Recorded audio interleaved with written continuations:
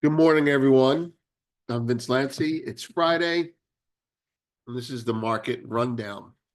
We'll be discussing the nuclear renaissance hype, which it may be, according to the CIO of JP Morgan on the wealth advisory side, somebody named Michael Sembalist, who I've been reading for years. Let's get into what he means by that in a minute. First, let's start with the markets. The 10-year yield is down 2 at 454. The dollar is 108.95, down 30. The dollar needs to get below 107, thinking out loud, for this to be a rolling over done top. The S&P 500 is 58.82, down 10. I'm sorry, up 10. The VIX 1786, down 6. Gold 2656, down a buck and change after a very, very good day yesterday. Silver continues its rally, 29.78, up 23. Copper $404 spot even, up a tad. WTI 73.29, down 5. I had an alert on oil above 70 and change, and it's kind of running now. All right, well, we'll see. Natural gas 353, down 17. Bitcoin 96,600. Continue buying comes in there of every dip now, down 260. Ethereum is 34.64. Palladium up 14 at 925. Platinum 932, up 9 and change. Gold, silver 89.15. Platinum, there's been some physical demand for platinum, and I think that is I think Bob Coleman noticed that there's an EFP backwardation in platinum. If that spreads to futures, it would be time to not be short platinum. I think it's in play, although I don't know the timing of it. Grains are all down. Soy 1001, down 6. Corn 447, down 2 and change. And wheat 547, even, down 4. On the home page, gold and silver good to go as China sags. That's yesterday's broadcast. And while China hasn't said that they're going to stimulate, gold and silver did continue to rally. I'd like to say that that's the reason, but I think the continuation yesterday was for something different that has not shown its hand yet. Okay, exclusive Elon Musk's ongoing mainstream media abuse. You know about that. And what is a proper dip to consider right now? This is the Thursday PM email. We took the UBS analysis and threw some more charts in there, trying to come up with areas that we would consider buying. Silver's below the 200-day moving average, and that makes us reticent to buy strength. Buying dips is a completely different idea, though. And so we were looking for areas that would make sense to buy dips. So combining the UBS analysis with some things that we like to look at for oversold and overbought, we threw some charts in there and updated it. So it's the same analysis before, fleshed out a little bit more with some particular moments, because we're looking ourselves for an area to buy a dip in silver. And, maybe we're not going to get a dip now. So it depends on how you look at things. To the main topic. Okay, a little background. Michael Sembalist is the CIO for JPM Global Wealth Management. He's been doing a yearly outlook as far back as I think 2008, and we started reading it in 2010. He actually used to send it in text only to our BlackBerry, and then to your iPhone or your Palm or whatever. That's where we used to read it. But it has become quite the document now. Here's a quote from this year's. It's multiple topics.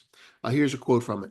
Whatever the goals, I take the alchemist, meaning the Trump nominees, at their word they're going to break something. I just don't know what, whether it's globalization, the federal bureaucracy, the IRS, the FBI, Medicare, US vaccine policy, lax US border policies, its deep state opponents, or something else. They're going to break something. I don't know what. So that's a goal. And this year's title is The Alchemists, deregulation. He tackles all these topics from an investment point of view: deportation, deregulation, tariffs, tax cuts, cost cutting, crypto, oil and gas, medical freedom, and agency purges. What could possibly go wrong? Now, he's not a doomer by any means, but these are good, and they've gotten better over the years. But this year's, I think he's talking about energy again. He has talked about energy a long time. Okay, that's small. But in the table of contents for the report, there is a section called "What Nuclear Renaissance?" Wake me up when we get there. So we're going to carve that out for you all and take. We sent the full report to founders, but we're going to carve it out for premium subscribers here because that's pursuant to all of our immediate interests. All right, so here's an excerpt. The whole thing is at the bottom, but what nuclear renaissance? Wake me when we get there. Now, before I start, if you're triggered already, because I know there's a lot of nuclear and uranium people here, what he's going to do in this is he's going to say nuclear still has a lot to prove if it's going to be successful. It's not about nuclear itself. It's really about governmental handling and execution of nuclear policy, which has been a big problem for nuclear for decades, as we can see and we continue to see in Europe. So they have a big energy report coming out, and they're probably going to discuss we like nuclear, but because of government, screw ups, we're going to be more friendly to let's say Exxon. But it's good. So let me just give you an idea of what he's talking about here. All right, so quoting from the report, investors have gotten excited about prospects for additional nuclear power in the U.S., driving shares of nuclear pure play and nuclear exposed shares higher. There are several factors driving this enthusiasm. New U.S. government regulations designed to speed up nuclear power development, the restart of decommissioned nuclear plants, the gaggle of companies competing to deliver next-gen nuclear plants and small modular reactors, and the Gates TerraPower project. Let's take a look. So here's one of the charts. It's a nuclear pure play and exposed stock returns. Now, if you cannot see it, the nuclear exposed is the blue line, and the nuclear pure play is, we'll call that like a gold line, brown gold. Nuclear exposed includes companies like Constellation Energy, Silex Systems. By the way, all these firms were part of the merchant energy revolution that are back on everyone's radar again. I was a natural gas person, so these are all natural gas firms, because they're all power related. Anyway, GE Vernova, Rolls-Royce, Honeywell, Lockheed Martin, Fluor, Mitsubishi, Duke Energy, Dominion Energy, Quanta Services, and Fortum. I'm not sure how to say that last word. Oij. Nuclear pure play, Cameco, Oklo, Centrus Energy, NuScale, BWX. I did own Oklo. I want a recommendation from someone over at, on a report that we saw. Let's put it that way. But I don't anymore. That was kind of a spec. So there's an example of a chart, and then he goes into other topics, right? There are several topics he goes into. All the basically reasons become topics for him. So I'll give you a little soundbite from each area. Right? Other topics covered include, for example, what about small nuclear reactors? Well, SMRs are still lottery tickets and will probably remain that way until the end of the decade at the earliest. What about next-gen nuclear designs? Most next-gen nuclear designs are based on sodium-cooled fast reactors, high-temperature gas-cooled reactors, HTGR, or molten salt. While research into HTGR, fast reactors, and molten salt reactors may one day yield dividends, few plants are commercially viable yet. I have been paying attention to salt reactors, and I'm more bullish than he is on them, but not necessarily more bullish on them in the United States. Nuclear plant reopenings. Once a plant's decommissioning begins, it will probably be too expensive to restart it. As a result, restart attempts will most likely be confined to only 3 plants, he lists those, and a handful of reactors whose decommissioning has barely begun, as well as, I think, someone who's started uh, building but stopped mid-build. So that might be an undervalued aspect. What will U.S. regulations make a difference? The industry has a lot to prove to investors and regulators. As shown in the third chart, nuclear projects are associated with the largest cost overruns of all mega projects. And we have a couple more charts to show you, but he has about like 6 or 8 charts. Let's see what we have. So graphics and data. So for example, he's got graphics covering these topics. U.S. production versus imports of uranium oxide. Will this one get bigger? No, it will not. You know, Substack, not liking you lately. Nuclear plants under development with estimated grid connection dates between 2024 and 2030. This one kind of like blows me away a little bit. All right. This is the number of nuclear plants, right, on the y-axis and countries on the x-axis, and we're not even there. Like Argentina's even there, and we're not. Anyway, so I guess his point is valid in that respect. Other graphics include capital cost of nuclear plants in developed countries versus emerging. We're actually more expensive to make them here than over there. During the 80s, nuclear development shifted from developed to developing countries, which I think anyone who understands uranium knows that here. Average nuclear plant completion time by year and region. Average mega project cost overruns. That's pretty important. And that's going to be an uphill battle for American companies. Anyway, that we have that section pulled out, and it continues at the bottom. And, you know, I'm not so sure that he's being bearish. He's just saying, I think he's probably going to say buy a dip. You know, uh, uh, if you're a bull, and I am, but I'm not as educated on the topic as other people are. I'm a bull for just very big picture reasons. Uh, these things have to be overcome because we're in a situation where need is going to happen. Either we get nuclear or all this AI data center project stuff fails. That's it. So, that's it. Nuclear has to succeed this time, or your standard of living will not, and the stock market will crap out. News and analysis, Thursday p.m. What is the proper dip to consider right now? As I mentioned, gold and silver good to go as China sags.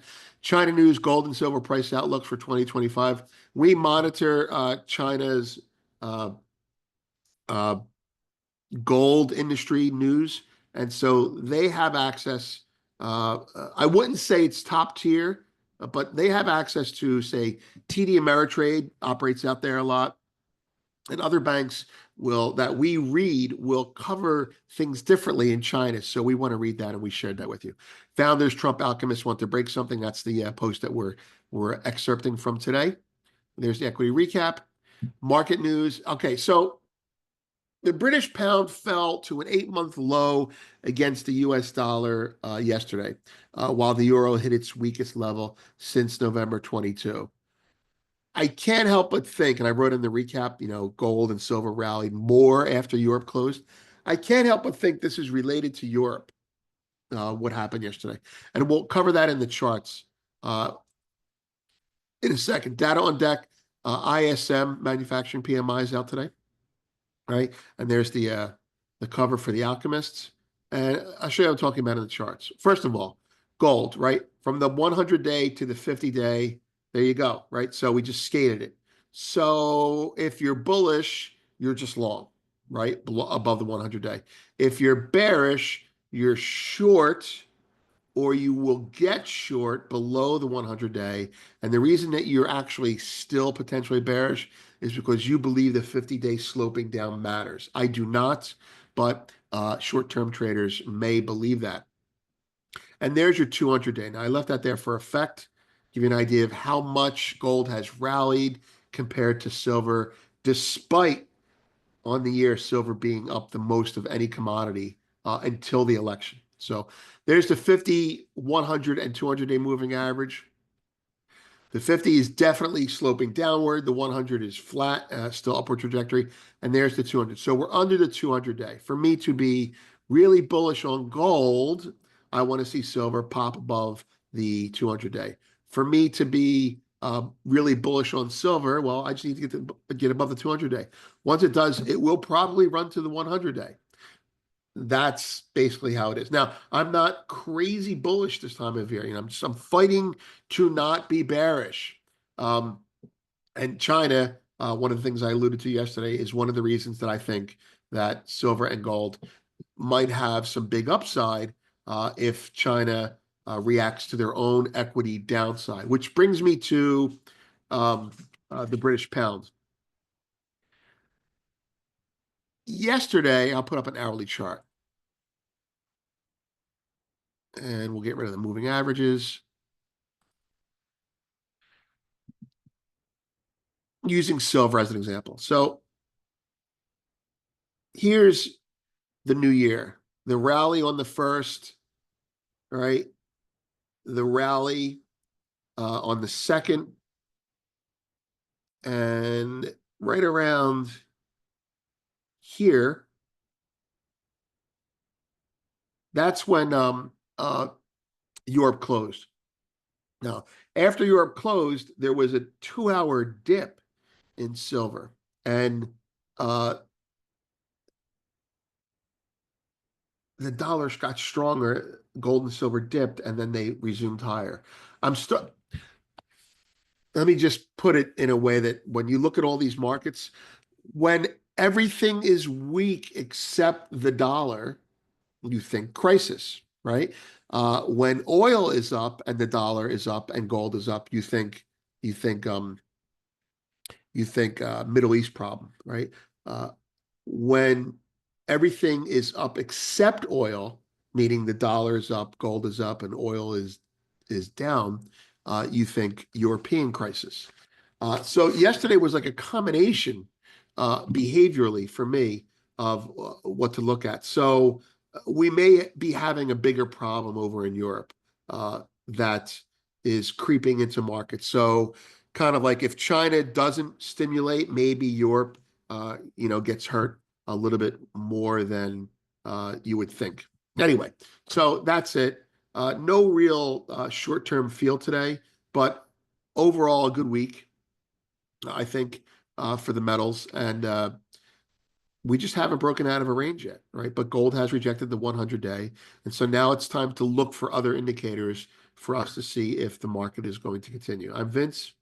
Have a great day and have a great weekend.